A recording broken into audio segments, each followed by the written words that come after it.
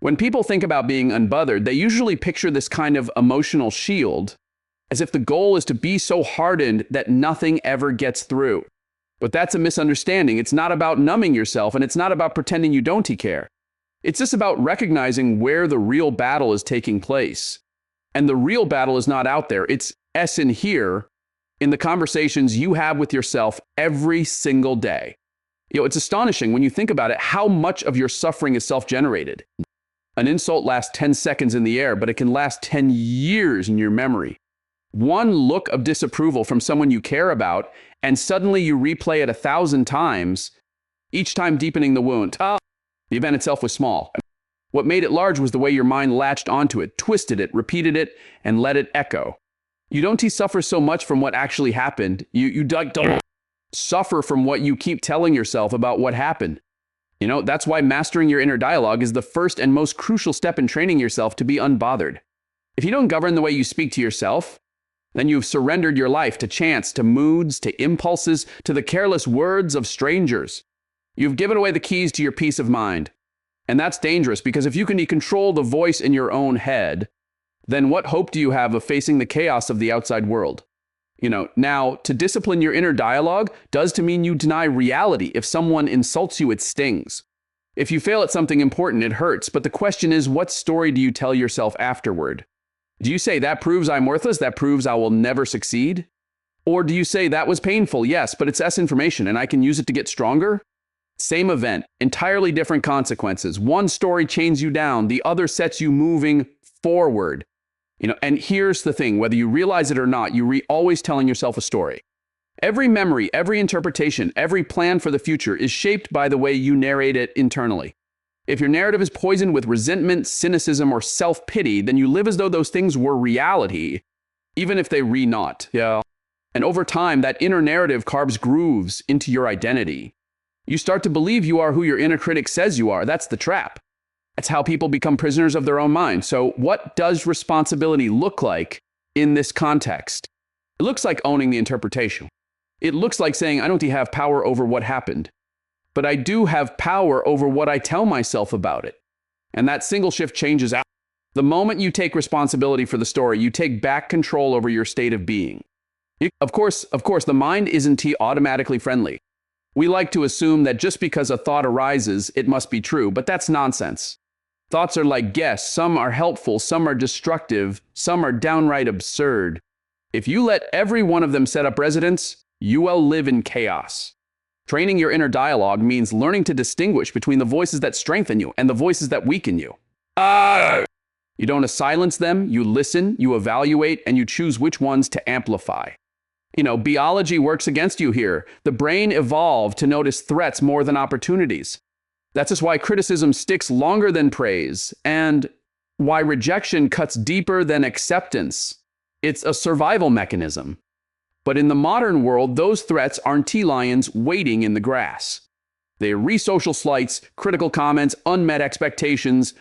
If you treat those things as if they re life or death, your nervous system will spiral into unnecessary suffering.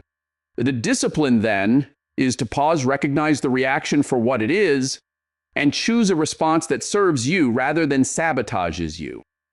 This is where ancient wisdom intersects with modern psychology. The Stoics said, we are disturbed not by events, but by our judgment of events. And cognitive psychology says the same thing in different words. Your thoughts, not the raw facts, create your emotional state, which means you are not as powerless as you think. You don't need the world to change for you to feel steady. You need to change the story you tell yourself about the world. That doesn't mean ignoring pain. It means framing pain properly. When tragedy strikes, when you lose someone, when life collapses, the grief is real. It should not be denied. But even then, the way you speak to yourself matters. Do you say, this is the end of me? Or do you say, this is unbearable now, but I will endure, and I will grow stronger because I must? The first interpretation pulls you into despair. The second offers you a way forward. Words, even the ones you speak privately, have the power to destroy you or to rebuild you. So the practice is this: monitor the dialogue. Catch yourself when you replay an insult, when you magnify a mistake, when you predict the worst outcome. Stop and ask, is this thought serving me or enslaving me? And if it's enslaving you, reframe it. Not with naive optimism, not with fake positivity, but with a responsible narrative. one that admits reality but also asserts your power to respond to it. That's the essence of discipline, not denying truth, but refusing to surrender your mind to lies. And here's the closing truth. The world will always send a bunch of thousands. The world will always send echoes your way. Insults, rejections, failures. You can stop the echoes, but you can stop amplifying them inside your head.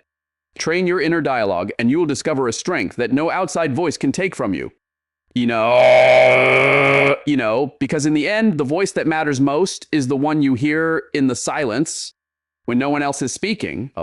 If that voice is disciplined, you are free. One of the greatest sources of frustration in life comes from confusing what we can control with what we cannot. People spend enormous amounts of energy trying to bend reality into their shape, trying to force outcomes that lie well beyond their reach. And when those outcomes resist, and they always do, they spiral into bitterness, anxiety, or rage. The truth is, much of what bothers us persists not because of the world itself, but because we refuse to accept the limits of our influence. If you want to become unbothered, you have to draw a clear line between what belongs to you and what does not. This isn't just practical advice. It's a deep psychological principle. The Stoics knew it well, and they expressed it with great clarity. Some things are within our control, and some things are not. That distinction sounds simple, but it is astonishing how often we blur the line. You cannot control what someone else thinks of you. You cannot control whether people treat you fairly. You cannot control the weather, the economy, or the random accidents of fate. But you can control your effort, your perspective, your integrity, your choices. Those belong to you. And if you invest your energy in the wrong side of the dot line into what is chaotic and untamable, you will constantly feel powerless. Take, for example, the craving for approval. So many people live in chains because they hunger for others to validate them. But that validation is not in their control. No matter how carefully you craft your words, no matter how hard you try to please, you cannot guarantee the respect or admiration of another person. They might misunderstand you, they might dislike you, they might simply be indifferent. If your sense of worth is tied to something so unstable, then you will always be at the mercy of forces you can manage. The only sane alternative is to root your value in what you can actually govern, your own standards, your own principles, your own commitment to truth. Now this isn't tuned to say you ignore the world. Obviously, other people's opinions matter in practical terms. If your boss doesn't think you recompetent, that affects your career. If your spouse doesn't think you trustworthy, that affects your relationship. But what I am pointing to is deeper. You cannot enslave yourself to the impossible task of controlling their perception. You can only act with competence, act with honesty, act with consistency, and then let the chips fall where they may. Once you've done your part, the rest is out of your hands. And learning to accept that is what allows you to remain unbothered. You see, control is not about bending the world to your will. It's about bending your will to the reality of the world. Chaos will always exist. There will always be disorder, tragedy, injustice, things that make no sense. You cannot eliminate them. But you can decide how you will meet them. Will you rage at the storm, demanding it stop? Or will you build the kind of strength that can stand in the storm without being destroyed? That choice is yours. Think for a moment about the countless hours people waste on resentment. Why did he say that? Why does she respect me? Why is life so unfair? But none of those questions lead anywhere because none of them focus on what can be changed. You can change the fact that people will sometimes treat you badly. You can change the fact that life delivers blows you didn't deserve. But you can change the way you carry those blows. You can transform resentment into resolve. You can turn complaint into action. You can decide that even if the world does not bend, you will not break. And this is where the power lies. By recognizing the boundary between control and chaos, you reclaim the ability to focus. Your attention becomes sharper, your energy more concentrated. Instead of scattering yourself across 1,000 frustrations you can never fix, you zero in on the few things you can. And those things, your habits, your speech, your discipline, your courage, those are more than enough to shape the direction of your life. It's worth noting that the line between control and chaos is not static. As you grow, as you discipline yourself, the range of your influence expands. A person who cannot control their own temper has very little control over their life. But a person who masters their impulses gains influence not only over themselves, but over their relationships, their career, even their community. In other words, the more you govern yourself, the more the world opens up to you. Chaos recedes not because it disappears, but because you've grown strong enough to navigate it. But the opposite is also true. If you spend your life trying to manipulate what you cannot control, your personal sphere shrinks. You lose control even over yourself because you squandered your attention on what was never yours to begin with. And so instead of expanding into competence, you collapse into helplessness. That witnesses the tragedy of living on the wrong side of the line. So the task is this: learn to tell the difference every day between what you can and cannot govern. When you wake up and feel anxious, ask yourself, am I worrying about something in my power or something beyond it? If it's within your power, act. If it's beyond your power, release it. That simple discipline is the foundation of being unbothered. It's not detachment in the sense of indifference. It's engagement with reality on the right terms. You fight the battles that are yours, and you let go of the ones that aren't. And that's the paradox. The moment you stop trying to control what you can't, you actually gain more control over yourself. You find peace because you're no longer scattering your soul across impossible tasks. You find strength because your effort is directed where it can truly matter. You find resilience because chaos no longer feels like a personal failure. It feels like part of the human condition, which you are prepared to endure. So remember this: freedom does not come from conquering the world. Freedom comes from mastering yourself in the face of the world. Train yourself to recognize the difference between control and chaos, and you will no longer be a victim of every storm that blows through your life. You'll be rooted, steady, unbothered, not because the chaos has vanished, but because you know exactly where your power lies. If mastering your inner dialogue is the foundation, and recognizing the difference between control and chaos is the structure, then resilience is the strength that allows you to live it out. You cannot train yourself to be unbothered by merely thinking differently. You have to practice it. And practice requires exposure. The paradox of resilience is that you cannot develop it in the absence of difficulty. It is forged in the fire of discomfort, in the repeated decision to face what unsettles you rather than hide from it. And most people try to avoid pain. They structure their lives around comfort, convenience, and safety. And to some degree, that's understandable. Why would anyone seek out what hurts? But the deeper truth is this: avoidance breeds fragility. If you never lift a weight, your muscles atrophy. If you never endure criticism, your self-image remains delicate and easily shattered. If you never take risks, your tolerance for failure stays weak. To be unbothered, you have to train yourself deliberately, voluntarily, to face the things you would rather avoid. This is not about recklessness. It's not about throwing yourself into chaos for its own sake. It's about calculated, intentional exposure to the kinds of challenges that build psychological muscle. Just as you might step under a barbell to grow physically stronger, you step into difficult conversations, new responsibilities, or uncomfortable situations to grow mentally stronger. Each act of voluntary confrontation inoculates you against being controlled by fear or by other people's opinions.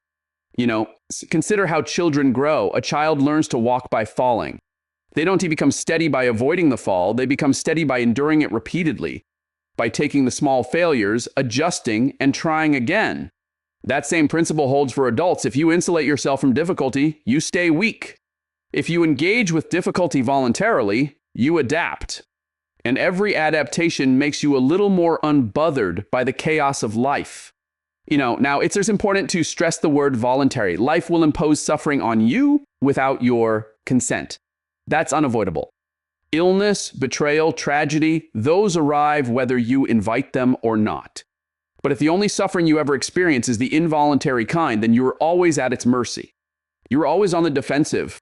By choosing to expose yourself to manageable forms of discomfort, you prepare yourself for the larger storms. You toughen your skin not so that pain disappears, but so that pain no longer dominates you. There's a psychological mechanism at play here. When you voluntarily confront what you fear, the brain rewires itself. What once appeared overwhelming becomes tolerable. The thing you dreaded loses its power. Public speaking, for example, terrifies many people.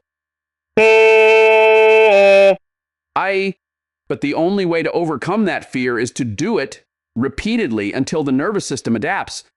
Every time you expose yourself to the fear voluntarily, your mind learns, I can survive this. That lesson doesn't just stay with the specific situation, it generalizes. You begin to carry yourself with more confidence, more stability, because you've proven to yourself that you want to collapse under pressure. Avoidance teaches the opposite lesson. If you run from discomfort, your brain learns this is unbearable. And the next time it feels even worse. That's why people who constantly avoid confrontation or risk find themselves paralyzed by the smallest obstacles. They've trained their minds to associate difficulty with defeat. The path to becoming unbothered requires the opposite training, teaching your mind, through repeated exposure, that difficulty can be endured, even welcome, because it leads to growth. Think also about meaning. There is a kind of dignity in suffering voluntarily. If you choose to face hardship for the sake of becoming stronger, it transforms the experience. It's no longer just pain, it's one jewel and a per S of Faberschaveja. It's no longer just pain, it's progress. It's no longer just an obstacle, it's preparation. This is why exercise, discipline, study, or even daily routines of responsibility are so powerful. They are forms of voluntary suffering. You endure temporary difficulty now to build resilience for the future. And every time you do, you strengthen your ability to remain unbothered when real chaos arrives. The philosophical point here is profound. Resilience is not the absence of hardship, but the courage to meet it willingly. You don't become free by escaping difficulty. You become free by engaging with difficulty on your own terms. That's what allows you to walk through the world with calm strength, unshaken by every criticism, every rejection, every unexpected blow. Let me give you an image. Imagine two trees. One grows in a sheltered greenhouse, protected from wind and storm. The other grows on the open plain, battered by weather, forced to dig its roots deeper to survive. Which tree do you think is stronger, more resilient, more capable of withstanding the future? Obviously, it's the one that faced the storms. Human beings are no different. You don't grow deep roots by being shielded. You grow them by standing in the wind, by choosing to face discomfort instead of fleeing from it. So the challenge for you is clear. Don't avoid every situation that unsettles you. Lean into them one step at a time. Speak up when it's easier to stay silent. Take responsibility when it's easier to hide. Attempt something you might fail at, not because failure is pleasant, but because facing it makes you stronger. Each act of voluntary exposure adds another layer of resilience until you begin to realize that much of what used to bother you no longer holds power. That's the essence of training yourself to be unbothered. It's not about living a life free from struggle. It's about using struggle as training ground. It's just about treating every challenge, every discomfort, every criticism as an opportunity to practice resilience. Do that long enough and you'll find yourself standing taller, rooted deeper, unshaken by what once seemed unbearable. Here's the truth to carry with you. The more discomfort you voluntarily endure, less power discomfort has over you. Up to this point, we've been circling around something fundamental. We've spoken about mastering your inner dialogue, about recognizing what belongs to you and what doesn't, about building resilience through voluntary exposure to discomfort. All of these are critical. But there's still a deeper question that must be asked. Why would you bother doing any of this in the first place? Why endure the discomfort? Why discipline the mind? Why confront what unsettles you? Unless you re-aiming at something greater than yourself? Without a higher aim, all this training risks becoming just another self-improvement project, and self-improvement for its own sake quickly collapses into vanity. You need something transcendent, something beyond mere comfort or recognition to orient yourself toward. Otherwise, you will always be vulnerable to being bothered, precisely because you will always be at the mercy of trivialities. If your ultimate concern is how others perceive you, then one insult can unravel you. If your ultimate concern is comfort, then any discomfort will dismantle you. If your ultimate concern is status, then every rival will torment you. But if your concern is something higher, truth, service, faith, mastery, or responsibility, then the small irritations of life lose their tyrannical grip. They shrink in proportion to the greatness of what you are pursuing. You might think of it this way. If you reclimbing a mountain, you don't stop to argue with every critic yelling from the valley. You don't waste energy kicking every stone in the path. You have a summit to reach. The higher aim simplifies everything. It organizes your actions, gives you clarity, and renders much of the world's noise irrelevant. Suddenly, being unbothered is not an act of willpower, but the natural consequence of being absorbed in something far more meaningful. And this is just poetic. It's psychologically accurate. Human beings are built to orient themselves toward goals. The mind, the nervous system, even our emotional states, all organize themselves around what we aim at. If your aim is shallow, your emotional world will be fragile. But if your aim is substantial, you'll have the stability to withstand setbacks. A person who sees life only as a pursuit of comfort collapses at the first sign of pain. But a person whose aim is justice or truth or responsibility can endure enormous suffering because the suffering is framed as part of something meaningful. That's why the heroes we admire, both in literature and in life, are never the ones who live easiest. They are the ones who endured hardship for the sake of something greater. They were unbothered not because life spared them suffering, but because they had a vision of meaning that could carry them through it. Think of figures like Viktor Frankl, who survived the horrors of the concentration camps, not by pretending the suffering wasn't real, but by anchoring himself in the conviction that there was meaning even in suffering, that the human spirit could transform tragedy into testimony. And here assess the crucial point. You don't need to be a hero to live this out. You only need to choose an aim that transcends the trivial. Maybe it's raising your children to be stronger than you. Maybe it's at committing yourself to a craft that demands excellence. Maybe it's seeking truth wherever it leads, even when it costs you. Whatever it is, when you orient yourself towards something higher, you naturally stop being consumed by every insult, every rejection, every inconvenience. Why? Because you have something more important to serve. Anchoring yourself in a higher aim also disciplines your identity. If you don't know who you are and what you aiming at, then you'll be tossed around by the shifting winds of culture, opinion, and circumstance. One day you will think you're successful. The next you will think you're a failure, always depending on who praises you, who criticizes you, what's going well, and what's falling apart. That's no way to live. But when your identity is rooted in serving a higher aim, you become grounded. You know who you are because you know what you're serving. That clarity is one of the deepest sources of being unbothered. Now it would be easy to misinterpret this as detachment, but anchoring yourself in a higher aim isn't about withdrawing from life, it's about plunging more deeply into it. With purpose, it's about choosing the responsibilities, the burdens, and the challenges that give your life meaning. It's just about saying, yes, the world is chaotic, but I will carry my share of order into it. That commitment, that higher orientation is what makes you durable in the face of life's inevitable storms. So the final piece of training yourself to be unbothered is not simply controlling your thoughts or distinguishing between control and chaos or enduring discomfort. It says all of that, but directed towards something beyond yourself. Otherwise, the discipline risks becoming sterile. But with a higher aim, the discipline becomes sacred. Every time you resist being dragged down by negativity, you not just preserving your peace, you protecting your ability to move toward the summit you've chosen. And here's what seems worth reflecting on. The world is full of people who never decide on a higher aim. They live reaction to reaction, tossed around by opinion, unsettled by every small slight dawn. TV, one of them. Choose something that demands your courage, your honesty, your sacrifice. And let that aim determine what deserves your attention and what doesn't. Because in the end, to be unbothered is not to be apathetic. It's as to care so deeply about the right things that the wrong things lose their hold. Anchor yourself in a higher aim, and you will discover a freedom that no insult, no failure, no storm can take from you. Here's the closing thought. The person who knows their aim can walk through chaos with calm. Train yourself to be that person, rooted, resilient, unbothered, because you are too focused on climbing the mountain to be distracted by the noise below.